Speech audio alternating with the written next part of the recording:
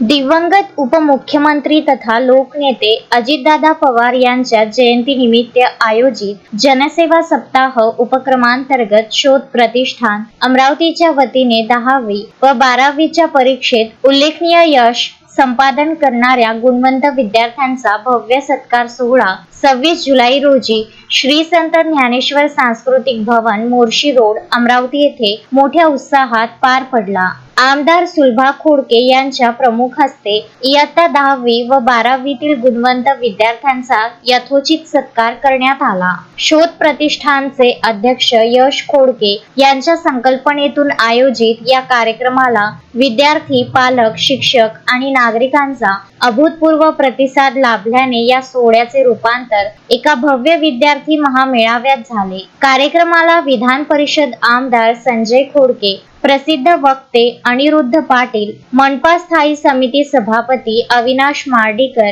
राष्ट्रवादी काँग्रेस पार्टीचे शहराध्यक्ष प्रशांत डवरे, माजी महापौर ॲडव्होकेट किशोर शेळके, स्वीकृत नगरसेवक भोजराज काळे, राज्य शिक्षक संघाचे दिलीप कडू, महिला बाल कल्याण सभापती ममता आवारे यांच्यासह अनेक मान्यवर व्यासपीठावर विराजमान होते। कार्यक्रमाची सुरुवात मान्यवरांच्या हस्ते माता सरस्वती व दिवंगत लोकनेता अजितदादा पवार यांच्या प्रतिमेचे पूजन व दीप प्रज्वलनाने झाली। उपस्थितांनी 2 मिनिटे मौन पाळून अजितदादांना आदरांजली वाहिली। आमदार सुलभा खोडके यांच्या 25,000 वृक्ष लागवड अभियानांतर्गत यावेळी विद्यार्थी व पालकांना रोपांचे वाटप करण्यात आले। पर्यावरणाचा समतोल राखण्यासाठी विद्यार्थ्यांनी हरित सृष्टी साकारण्याचा संकल्प करावा असे आवाहन त्यांनी केले। प्रमुख वक्ते अनिरुद्ध पाटील यांनी विद्यार्थ्यांना शिस्त, संयम, संस्कार आणि वेळेच्या योग्य नियोजनाचे महत्त्व पटवून देत जिद्दीने मोठी स्वप्ने पूर्ण करण्याचा मोलाचा सल्ला दिला।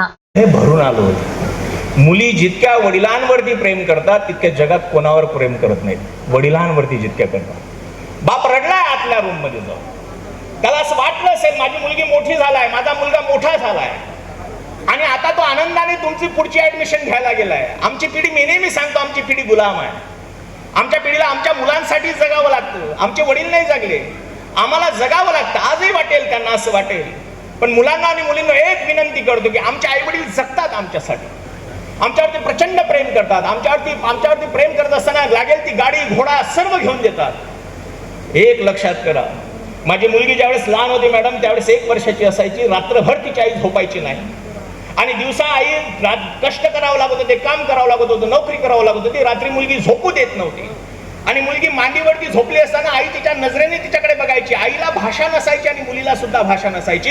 माझ्या मनात प्रश्न होता की आई मुलीकडे बघत असताना आणि मुलगी आईकडे बघत असताना मागत काय असेल? आणि त्याचं उत्तर होतं की पोरी, मी तुझं आयुष्य मोठं करण्यासाठी आयुष्य घालवेल। मुला, मी तुझं आयुष्य मोठं करण्यासाठी आयुष्य घालवेल। मी तुला आयुष्यात कधी पगार किती मिळाला हे मागणार नाही, तुला संपत्ती किती मिळाली हे मागणार नाही, पण एक गोष्ट लक्षात ठेवेल की का तुझ्या वागण्यामुळे मला समाजात खाले पाहावं लागेल असं आयुष्यात कधीही वागू नकोस, खोटी बोलू नकोस।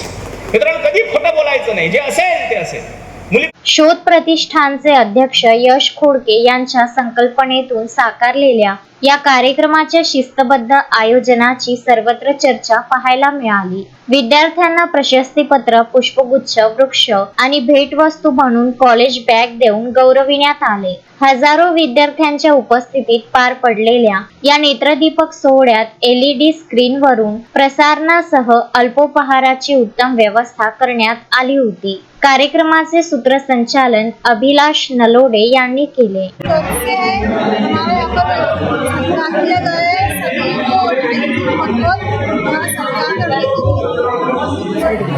हम एसोसिएशन उर्दू गर्ल्स हाई स्कूल से हैं। हमको यहाँ पे सिल्वर हाइट खोडके और यश खोडके ने यहाँ पर सत्कार के लिए बुलाया है, तो सिल्वर हाइट खोडके और यश खोडके को बहुत बहुत शुक्रिया करने वाली हूँ।